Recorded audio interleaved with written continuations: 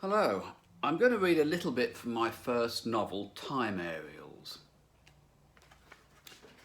Time Grinder. The giant time grinder jutted into orbit around the blue planet. The scene looked peaceful, but space had roughened and nature was misbehaving. An extirpator robot watched, waiting for the right moment. It gave the grinder a nudge, and the mass of porous rock accelerated into the atmosphere. The grinder's vast, blunt head burned orange, and a tail of blue streamed behind.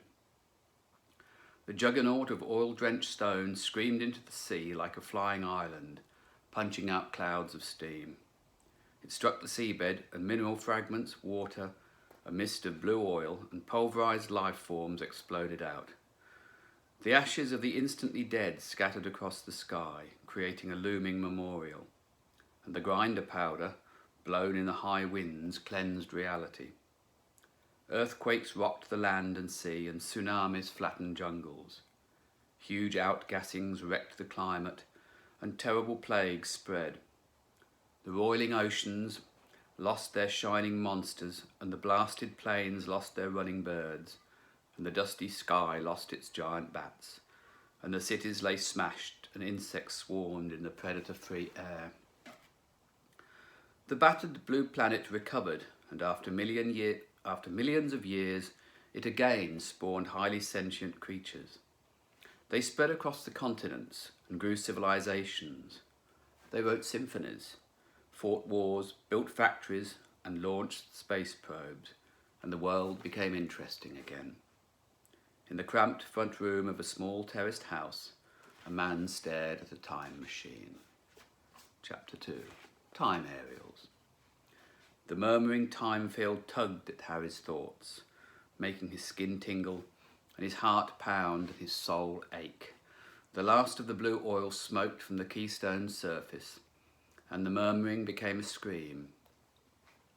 The 60 smaller aerials, dotted throughout his home like glass bonsai, cried out as the array aimed at 75 years ago, when the place was empty, just before his grandfather had bought it.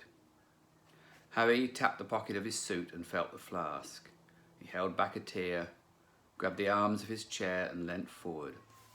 His head crossed the focal point, just in front of the tree-like keystone, and the time field seized his brain. He fought back, teeth bared and eyes scrunched. He sucked in crackling air from the unstable now, and then he sighed. His left arm fell limp as he released an imagined handbrake on an imagined hill, and he shot forward, tobogganing down the years until the past struck like a half-buried rock, flinging him into the keystone. Harry stood still and blinked. The ghostly keystone's lower branches penetrated his belly and tingled red like Christmas morning. Its upper twigs brushed his face like a lover's lips, impossibly light and teasing. "Welcome," the aerial whispered. "This is all you've ever wanted." Harry twisted his head to the left. His wooden chair had gone, and the old-fashioned settee looked new. The large oil painting of Highland cattle shone in its golden frame, and the animals peered up at Harry as if he'd just disturbed them as they drank at the river. And for a moment, just a moment, the water seemed to flow and burble. Harry stared ahead, past the aerial at the other wall. The two woodland scenes gained depth and glowed and smelt of autumn. He twisted to the right. The delicate figurines on the mantelpiece, frozen in eternal courtship, looked polished and bright and formal. Harry frowned and shook his head. He breathed in coal dust and his mind cleared. The house, he realised, should be empty. It's dangerous to hug a time aerial, even a ghostly one, and he backed away. The fractal branches prickled as they withdrew, making his skin twitch in a million poisonous thrills. He took great care to avoid the aerial's focal point, and, keeping his eyes fixed on its glassy twigs, he stepped out of the lounge room. The hallway had bright wallpaper and freshly painted wood, and slender aerials marched down the passage, bent and twisted as if caught in a perpetual but unfelt wind. Back in his own time they were bright and solid, mainly solid, but here in the past they looked faint and out of place, like holograms in a tunnel. He glanced up at the stairs, brass clips pinned down thick green carpet, and phantom time aerials shimmered on every step. The lower aerials had rounded heads on long stalks like miniature orange trees. Higher up they had shorter stems and fuzzy hemispherical crowns. Right at the top, on the upstairs landing, the lone aerial had a T-shaped stalk with dual crowns emerging like beams from a lighthouse. "I've made the jump," thought Harry. "I've actually done it." His grandfather Herbert, from whom he'd inherited this tiny house, and from whom he'd learnt the basics of time-leaking technology, would have been proud. A rustling came from the middle room, and Harry froze. A scrape on wood and then a pacing. Harry trembled and held his airless breath.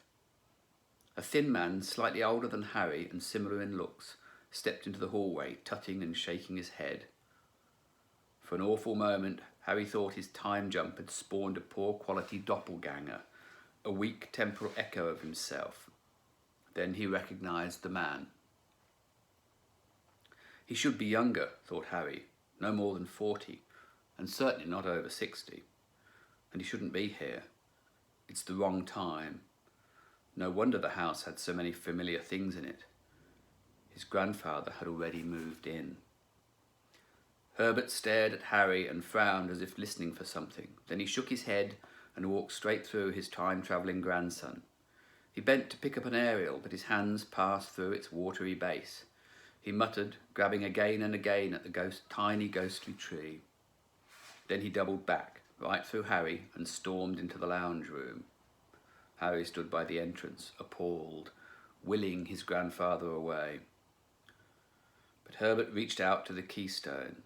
His fingers brushed its spectral branches, and the aerial sighed. Herbert bent forward. His head passed through the focal point, his eyes rolled back, and he collapsed. Seconds later he twitched, blinked, struggled to his feet, brushed himself down, groaned and staggered out of the room. A moment later the front door slammed. Harry clenched and unclenched his imaginary fists. This was bad, possibly catastrophically bad. He panted, but no air moved, and he waited for the world to end. But the past was stable, and Harry remained.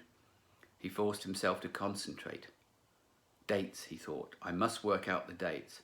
If Herbert's 65, then I'm back 50 years. Saying the words made the dream logic real. And I've already been born. I'm somewhere here. Harry grabbed the front door handle and twisted, but his fingers passed through the brass. He shut his eyes and stepped forward. Glass went through his head and chest, and wood went through his guts, creating an odd sensation. Somewhere between a bright light, a tinkle, a dark brown, a fusty smell, a dull ache, and a rough texture. He turned left and strode down the road towards the corner shop. Newspapers sat in a rack outside, and Harry strained to read the date. But the little black letters ran like ants, and the headlines blurred and shifted. "Damn coy universe," he said, and continued round the block. He stared at the tiny cinema, all boarded up and covered in graffiti. Its closure was consistent with a 50-year jump. Maybe next time he'd aim his aerials far enough back to catch a movie, and he could slip in and sit amongst the smokers. He shrugged and headed back to his home, number 62. The pavement looked level, but felt steep, and he leant forward as if fighting a strong wind, and his feet, although weightless, dragged. Only 30 narrow houses to go, he thought. Harry pushed through the pain and strode past number 62 with barely a glance, relishing the ghostly freedom and the funny sensations. He enjoyed the walk and felt, or thought he felt, the warmth of the sun on his skin. He would press on to number 145, the house he grew up in. Harry paused at the curb, looked right and left, and crossed. A smartly dressed ghost that no one could see, taking care on roads that could do him no harm.